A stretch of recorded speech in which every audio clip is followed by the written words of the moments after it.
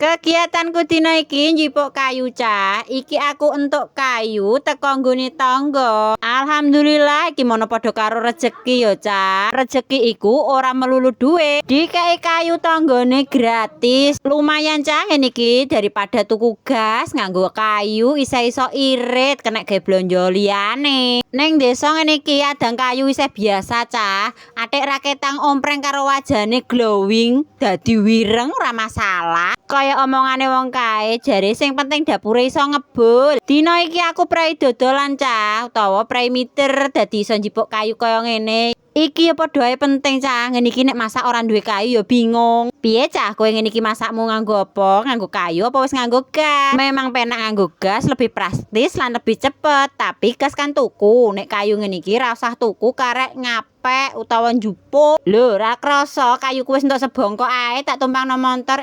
Lah montore ape rubuh. Dadi dicekleni iki karo tanggoku cah. Sia ra entuk bayaran cah. Ngene iki tapi ya tetep dilakoni. Wis entuk sebongkok cah nyetater montor, ayo mulai.